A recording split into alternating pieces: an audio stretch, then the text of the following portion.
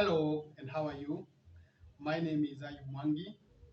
I once again welcome you to this series of podcasts in which we talk about mainstreaming communication in organizational management. Today, I want to talk about the Nokia syndrome. Now, what is the Nokia syndrome? Now, many years ago, there was a company called Nokia. Nokia was the leading telecommunication solutions company. It still is. Although at that time Nokia was known more for its work in the mobile telephony industry. But somehow Nokia, Nokia as a mobile phone brand died.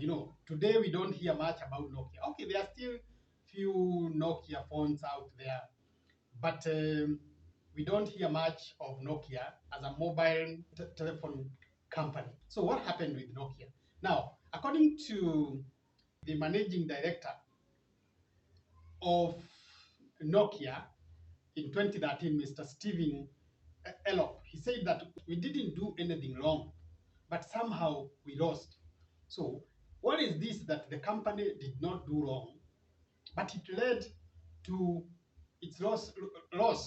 Nokia was a mobile telephone leader. In fact, by 1998, Nokia was returning 4 billion USD dollars annually. But between 2007 and 2010, the sales of the company started declining. And this happened specifically when the iOS, and the Android phones came into the market. When these two systems, the iOS and the Android, were coming into the market, Nokia was already controlling 50% of the market, 50% of the phone market. You can imagine what that means.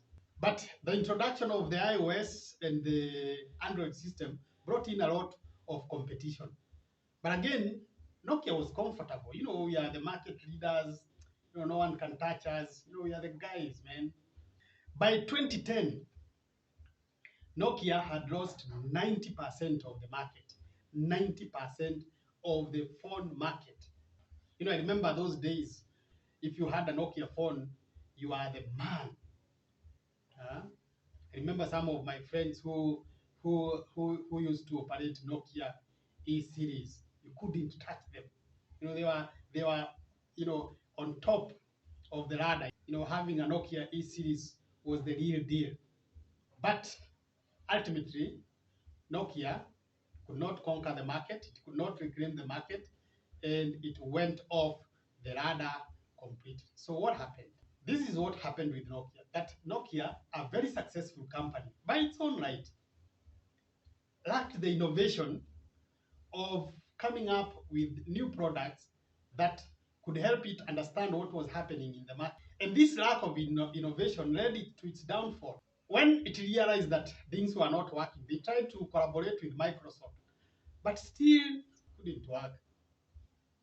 And yet, Microsoft is an equally successful company in its own right. But that that initial lack of innovation, when other people were moving to the Android and the iOS, Nokia decided to remain with that technology which they called Symbian. That Symbian technology. So ultimately, Nokia sold the phone division to Microsoft and decided to remain with the telecommunication solution aspect. So Nokia today still does the telecommunication part. So what are some of the lessons that we can learn? As companies, there are times when we feel that we are doing so well. And I have a friend of mine who keeps telling me that, man, if I knew when I was running my first company that this is what would happen, I would have done things different. Because he said that, he tells me that there was a time when he was so successful. He used to have a million bob in his coat jackets all the time. He was so successful that he could not even take any advice from anyone. Yeah, from employees, from colleagues, from peers, from nobody. He could not take any advice. And this was the case for Nokia. As you realize, employees at Nokia were actually fearful of telling management of what was happening. This is what we can learn from Nokia, that in the face of technology, no company is infallible. You know, when technology is emerging, your company should not be the one to say that this technology is not going to affect us. For instance, today there is the AI technology that has conquered the market in a way that has shaken industries. And you cannot say that AI is not going to take over some of the things that are happening within our industry. Nokia also had a problem with its leadership. You know, the leadership were very cocky.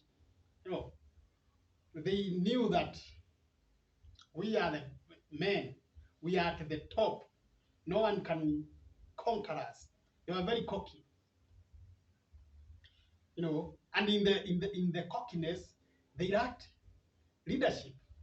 And now when you lack leadership, then definitely you are running rudderless ship, you know, whose captain is sleeping and the ocean is storming.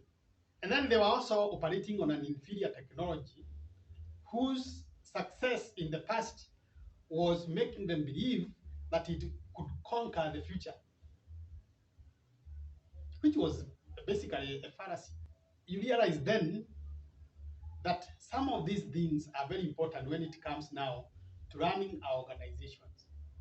That we cannot be sleeping when other people are actually improving their companies. You know, other companies are not sleeping. They're actually innovating. Their leadership is running on a day-to-day basis. But as we are cocky, we lack vision, we are resting, and then we believe that we are going to go far. So what then can we learn from the Nokia syndrome? That the company needs to be aware of what the customer wants. What are the customer needs? You know, you should never rely on your reputation to maintain customer needs. You know, keep on wanting to know what is it that the customer wants to know. What is it that the customer requires so that we can respond to those particular needs. But it is also important to keep on communicating about your product. Don't ever rest on your laurels, believing that your product is liked by customers, is a good product, is patronized by many of them. No, don't do that. You know, Safaricom today, as it is a big company by its own right, you know, a top multi-million making company in this country, has never ever taken a minute away from letting the customers know about its products.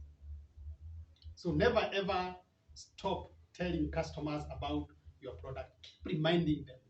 Keep knowing what they want and keep responding to those needs. You know, reach and engage customers on your product. Keep knowing what is it that we can change, what can we improve so that this product can become more better, that it can serve you in a much more better way. The other thing which is important is also to harmonize your departmental communication. Marketing should understand what production is doing. Production should understand what PR is doing. PR should understand what sales is doing. Sales should understand what administration is up to. All the departments of the company should be harmonized. You know, the communication that goes on within that company should be harmonized. You know, companies should not be run by people creating enclaves.